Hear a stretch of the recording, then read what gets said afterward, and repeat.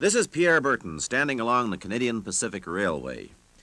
The building of Canada's first transcontinental railway, culminating in the famous Last Spike ceremony at Craigellachie, British Columbia, is perhaps the most daring and momentous exploit in railway history. Certainly no country owes more to the unifying influences of the railway than Canada, because until the ribbons of steel joined the provinces and territories, there was doubt that Canada could prevent its newest province, British Columbia, from slipping into economic and political union with the United States. The railway, more than any other political or economic action of that time, gave lasting meaning to the motto, "From sea to sea." Canada has been, and in fact still is, a country of vast distances and limited population. And in such circumstances, it's understandable that railways have played such an important role in the everyday lives of Canadians. While the beaver is the traditional national symbol of Canada, a steam locomotive would be equally appropriate. The steam locomotive, relatively speaking, was still in its infancy when Canada was born.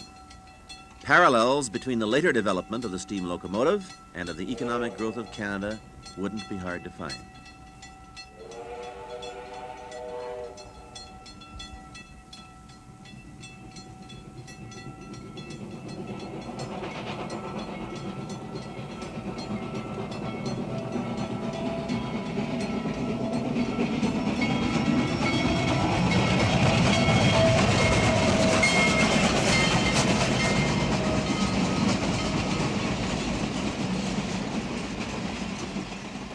No Canadian has lived who has not been touched by the steam locomotive in some way.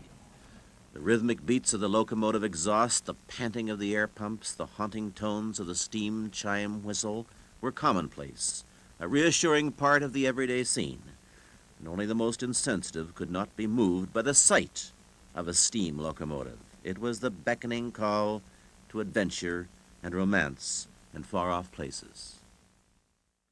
Steam locomotives were treated with a reverence never accorded any other mechanical contrivance, then or now, by general public and railwaymen alike.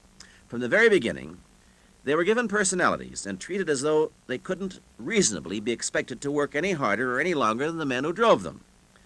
What boy did not dream of the day when he could be called to serve in the right-hand seat box to speed majestically down the tracks to faraway terminals? Statistics have been preserved, countless books have been published, even entire complexes of buildings have been erected to memorialize this creation of men's minds. But nowhere is the impression more sincerely rooted than in the hearts and the minds of all those who've looked and listened to such a locomotive in action. The last operation of each of these engines has left us all a little poorer, a little sadder, but hopefully a little more knowledgeable about ourselves. Through recordings such as this one, then, it's possible for us to recapture and relive a piece of our history. While doing the research and the writing for my 2 volumes on the building of the Canadian Pacific, I was able, of course, to refer to hundreds of original documents, the words and the deeds of the great railway entrepreneurs and builders, William Cornelius Van Horn, Andrew Onderdonk, Michael Haney, Thomas Shaughnessy, the politicians and statesmen, John A. Macdonald, the Prime Minister of Canada, Sir Charles Tupper, Minister of Railways, that remarkable Senator Frank Smith, the various members of the CPR syndicate such as George Stephen and Duncan McIntyre and James J. Hill and Donald Smith. All their papers have been preserved for ours and future generations to reassess and reinterpret as we see fit. And in support of those documents, there are literally thousands of photographs of the people, the places, and the events which combined to shape the early life and destiny of Canada. And yet, with all this wealth of material at my disposal, I was still unable to experience, except in memory, one basic element of this great history, and that's the sounds of the Canadian Pacific and its trains as they pushed west, alternately battling rugged shield areas, almost limitless prairies, and seemingly impassable mountain ranges. The photographs in my companion book, The Great Railway Illustrated, certainly show us how the people looked and how their clothes looked and how the towns and the trains looked. But nowhere is there a source which can disclose how those steam locomotives and their whistles may have sounded to those people. As a science, photography is ancient in comparison to sound recording. It's It's fortunate that so great a photographic record of the steam era exists, because the technology of recording sounds outside of a studio and on location barely brushed with the era of the steam locomotive. Steam was making a fast exit just at the time that reliable portable recording equipment was being developed, and it's not surprising that only a limited quantity of sound material exists today. Considering that steam power was in regular use on many Canadian Pacific lines for a full decade after many other roads were fully dieselized, it's surprising how few reproduction quality recordings have been made. But it's of some comfort to know that many of the classes of steam power on Canadian Pacific have been immortalized on tape. Some of the better and more interesting examples are presented here. Listen now as the pages of history are turned slowly back on the Canadian Pacific Railway. We open with a glimpse of CP motive power at Macadam, New Brunswick. Here, a 462 leaves the yard eastbound, while a grade crossing signal repeats its warning to motor traffic. Engine 2581, the Class G2S Pacific, built by the Montreal Locomotive Works in 1909, was one of many similar engines designed to cope with the multiple demands of such a far-flung system. Equally adept at handling freight tonnage or express passenger trains, these Pacifics, in all their various sizes, were the mainstays of many a subdivision.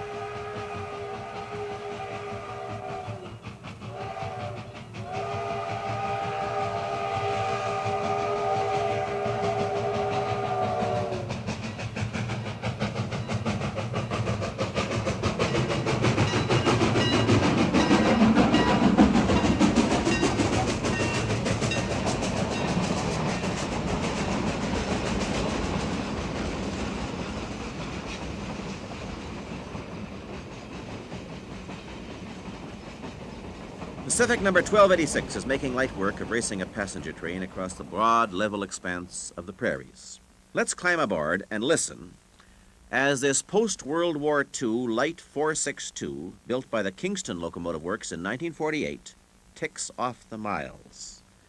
Imagine, if you will, being on a similar passenger train 25 or more years ago, a train such as the Trans-Canada Limited or the Imperial Limited, as you speed across the prairies west of Moose Jaw, heading towards distant mountain ranges.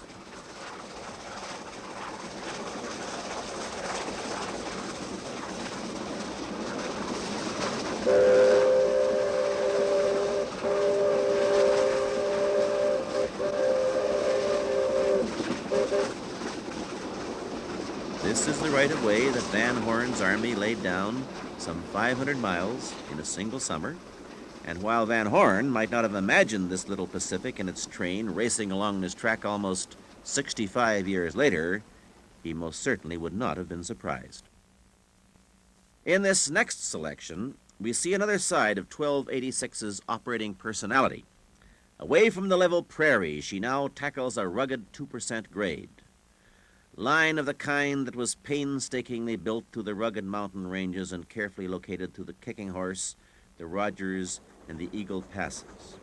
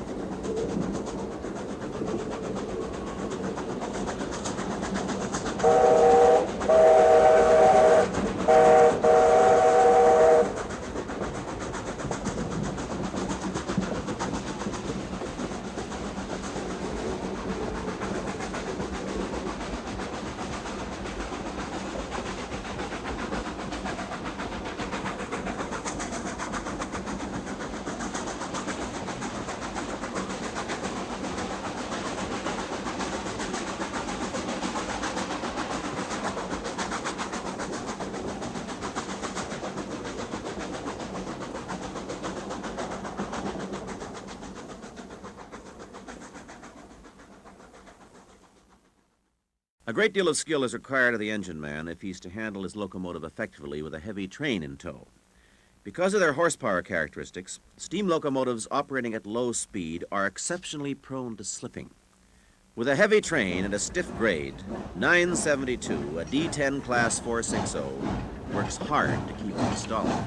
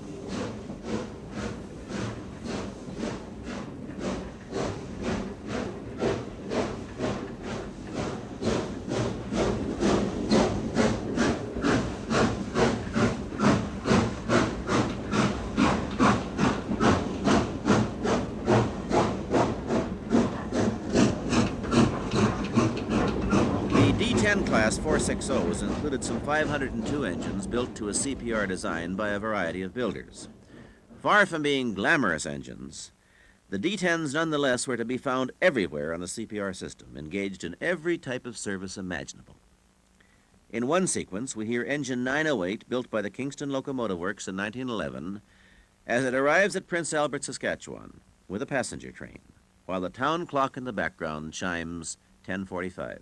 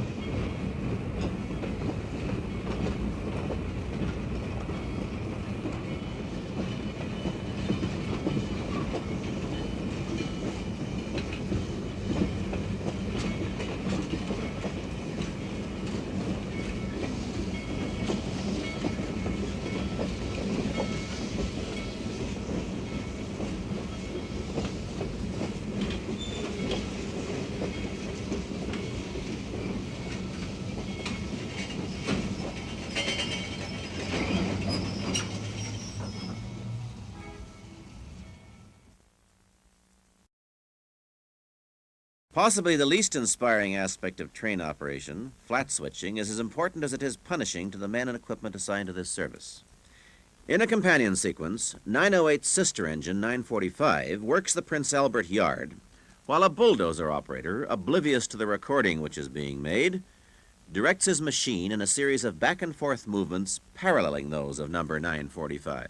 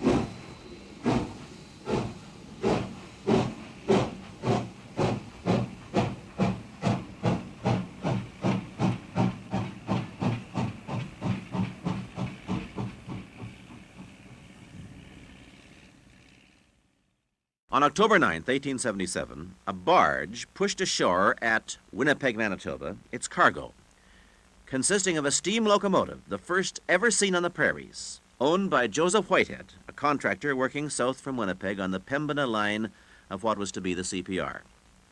The locomotive, identified as Canadian Pacific No. 1 in honor of the railway it would help to construct, was later to be called also the Countess of Dufferin. Although this locomotive was never owned by Canadian Pacific during its active life, it's symbolic of the all-purpose locomotive, the 440 or American type, which worked construction, freight, and passenger trains with little or no variation in the basic design. As the 80s became the 90s, greater emphasis was placed on specific tasks, and the shortcomings of these multi-purpose engines began to be felt. Heavier trains demanded larger and more powerful locomotives, and as the track was improved to permit operation of these heavier locomotives, the smaller trains, which best suited the 440, were combined into larger trains, thereby reducing the frequency of trains and increasing line capacity. Only in isolated cases could these engines survive the march of progress. Such a case was the Canadian Pacific branch line between Norton and Chipman, New Brunswick. Due to a complication of ownership, major line improvements could only be made with the complete consent of all parties. This was not forthcoming throughout the entire life of the line, with the result that only locomotives of the 440 type had sufficiently light axle loadings to permit operation.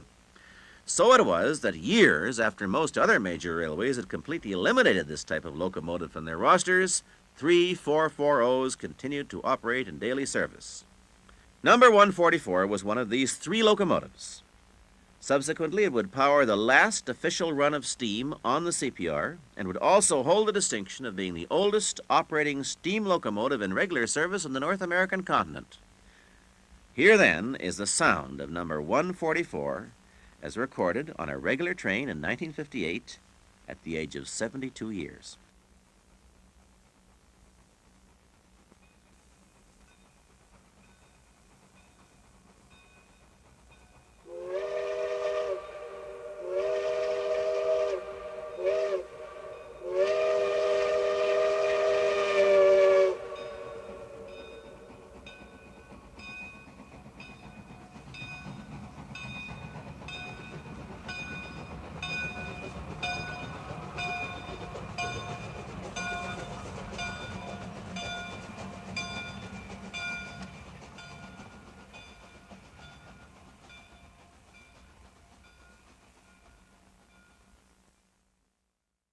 When the Canadian Broadcasting Corporation set out to produce the National Dream television series, there was a real need for an operating steam locomotive representative of the railway's construction period.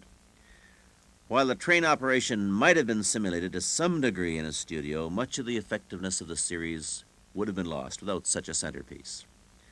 After considerable research and much consideration, the locomotives available or best suited for this purpose were narrowed down to one, Canadian Pacific number 136, one of the 3 renowned engines from Chipman, New Brunswick, then under private ownership near Toronto.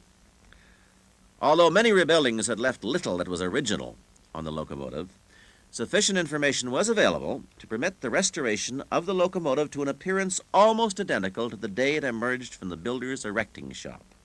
And so, number 136, in its new disguise, became the locomotive star of the National Dream. Listen now to 136 and a restored train of 3 cars as she performs for us. This is the locomotive type that made it all possible, made Canada one unified country, populated its territory from sea to sea.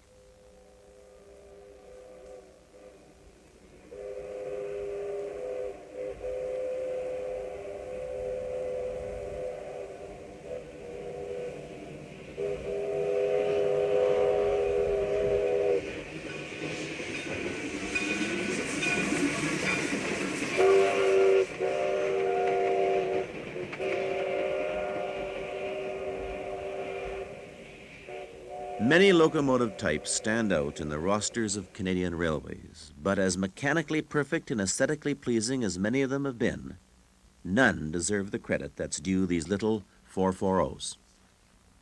It's a source of pride to railway photographers to discover in their files photographs of a locomotive in regular service before it was earmarked for preservation, and so it is with sound enthusiasts. No fewer than 4 of the sequences included here cover locomotives which are still with us. Numbers 1286, 972, 144, and 136. So must it be a source of pride and some satisfaction to long-departed CPR mechanical officers that fully 48 of the locomotives which they designed, commissioned, or built have survived to this day.